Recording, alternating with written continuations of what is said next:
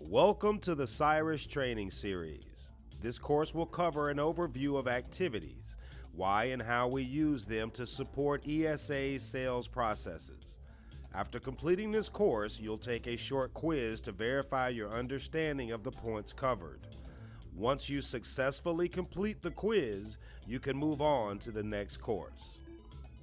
We'll divide this course into the following sections: what is an activity and why we use them, types of activities, how Cyrus works with Microsoft Outlook, when and where to create an activity, and viewing activities. Let's dive in. So, what is an activity? Basically, it is a way of tracking and categorizing the various actions that we take to move the sales process forward. For the most part, activities involve some type of client interaction.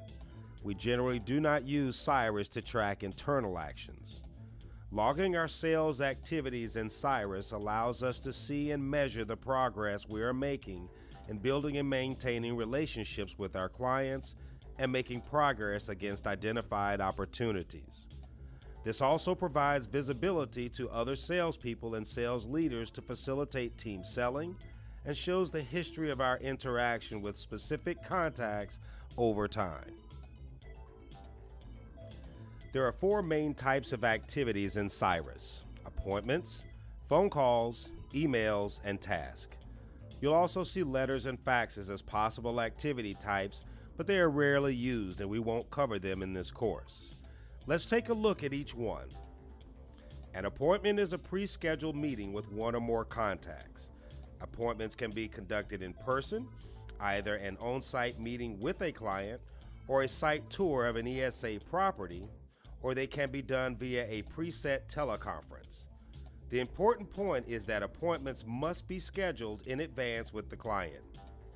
You can also set an appointment as recurring. This can be a useful way to remind yourself of regularly scheduled touch points such as quarterly account reviews. Overall, appointments are probably our best chance to learn about our clients, build our relationships with them, and grow our revenue.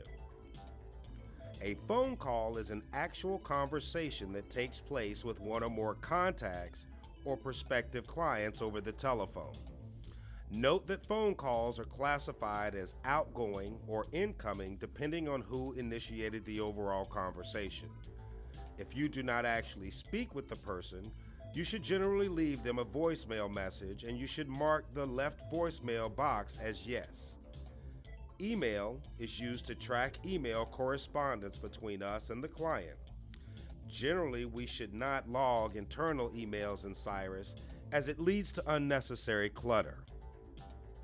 A task is used to schedule and track work we need to accomplish in relation to a lead, a contact, an account, or an opportunity.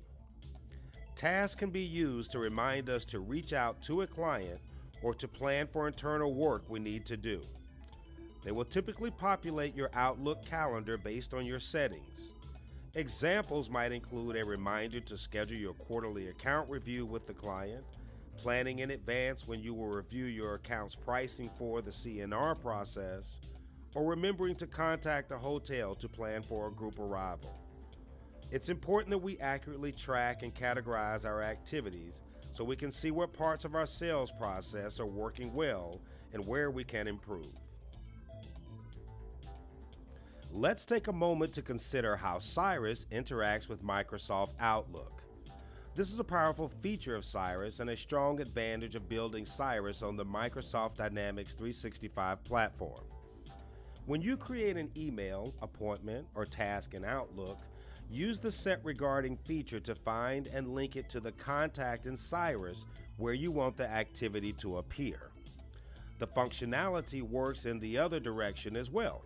If you create an activity within Cyrus, it will open Outlook and create it there as well. This allows you to use Outlook to manage your email, appointments, and tasks and have the information recorded in the appropriate place in Cyrus. Now that we've reviewed the different types of activities, let's consider when and where to create them.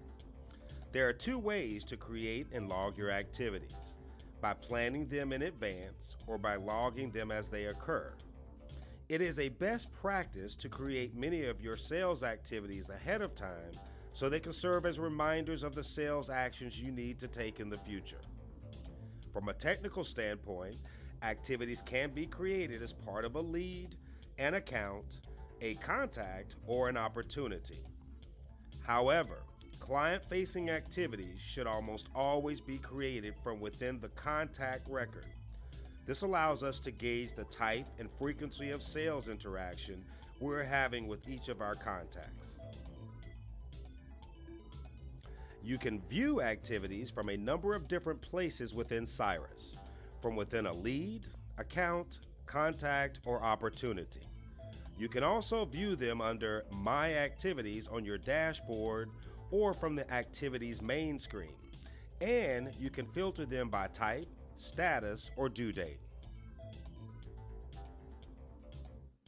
That's about it for activities. Let's briefly recap what we have covered. Activities allow us to track and categorize our sales actions, especially those involving client contact. There are four main types of activities: appointments, phone calls, emails, and tasks. We described each one and discussed the importance of recording our activities in Cyrus timely and accurately. We discussed when to create activities, including the ability to schedule them in advance and how to link them to Outlook using the Set Regarding functionality. We covered where in Cyrus you can create activities and reiterated that we typically want to create client-facing activities within the contact record. Finally, we reviewed several places you can view activities, including the ability to filter by type, status, and due date.